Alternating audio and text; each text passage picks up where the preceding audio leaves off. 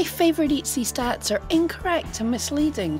I'm gonna have to rethink everything. So last weekend I was having a wee snoop through my Etsy stats.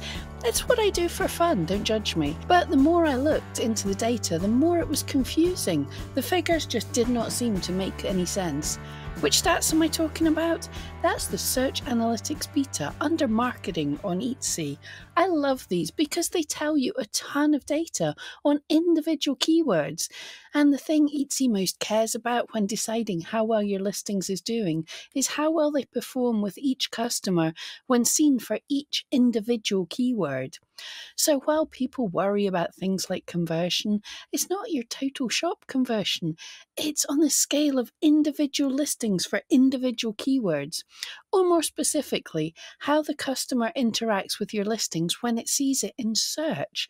So if you have data on each keyword, how often it's shown in search, how often people click on that listing in search, and even how often people buy when they see your listing in search, then we would know which keywords are really working for us, and if some listings need a little love. And this is exactly the data we have in Search Analytics Beta, or so I thought. Visits, that's people clicking onto my listings when they see it. Orders, conversion, even revenue. There is so much data there. And impressions, that's the number of times people saw my item in search, right? It even says so when I click in the question mark. Okay, great. So much data here. So visits per impression, that's like click-through rate. That can tell me how well my customers like my thumbnail and title when they see my listing in search. How well I'm winning the click. Super important. So long as impressions mean what I think they mean, right? I decided to look into my click-through rate. It's important, and I actually have some experience with click-through rate because YouTube tells us our click-through rate for videos here on YouTube. Will this give me a grasp on what values are good or not? On YouTube, for me, a good click-through rate is around 13% and poor is below 5%. The Etsy visits per impression is like click-through rate. I can add it to my chart with the filters tab, and that saves me even having to calculate it. But when I do that, that does seem really low to me. Is there any way I can check this further? So eRank knows an actual average click-through rate for customers for keywords. Handy. But that is the click-through rate of people searching, clicking on any listing they see in the search. So the click-through rate of the individual listing will be spread out all over all these listings that are shown on the search page. That's around 48 listings. For Corgi, it's just over 100% click-through rate for a customer to click on one listing in search. So the average click-through rate for each listing would be about 1.9%. And my best listing for Corgi has a click-through rate of 1.5%. So that's low, but believable. But where I'm struggling to believe is a 1.07% click-through rate for people searching specifically for my shop name. They've heard of my shop and specifically search for it. And only 1 in 100 people click on it when they have specifically gone out of their way to search. And look at those impressions. Does that not seem really high? Over 100 people searching on quiet months, and last year for the whole year, 6,000 people searching for my shop name. That seems odd for sure. And other sellers are seeing super high impressions from keywords that tools are telling them are not very searched for. I need to dig some more. One thing I've noticed in common with everyone saying they have super high impressions, they're shops with high numbers of listings for those keywords. Is an impression not what we think of as an impression? Total appearances in search. Does that mean appears on your computer screen when you search, is loaded on the page you're on, or total appearances anywhere in search? So if one person searches and you have 20 relevant listings for that keyword, then would that be 20 impressions? When I divide the impressions for my shop name with the number of listings Etsy says are relevant for my shop name, then that nearly matches the number of visits. That is a bit of a coincidence, or is it just a more sensible number? Let's ask Etsy.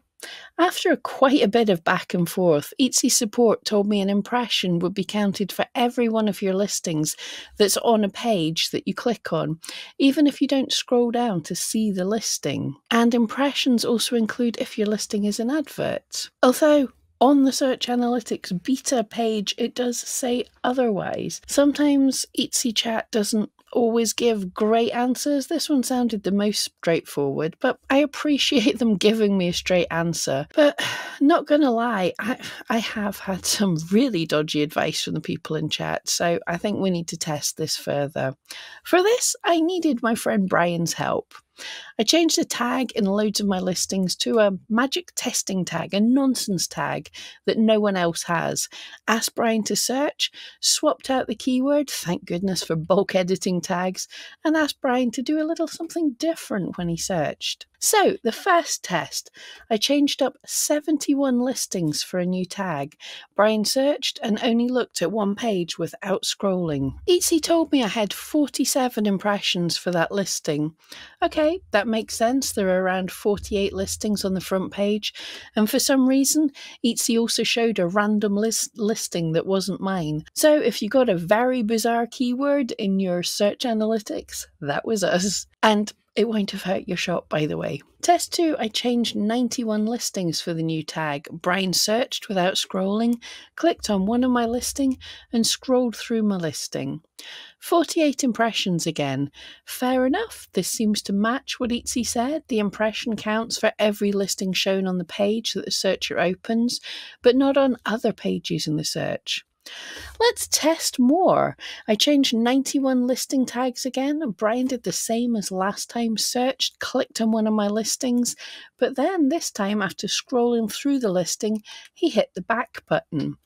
Now in my mind, this should either give us 48 impressions for the one search and the one page, or 96 impressions because he searched, clicked on a listing, went back to the search page.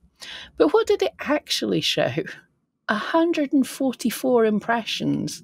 That doesn't really make sense. That's 3 times 48. One more test. Let's see what the refresh button does. So another random tag added to 91 of my listings. Brian searched, refreshed 5 times, and then sorted that page by price. Anyone want to guess the number of impressions this would show up? Pop it in the comments below.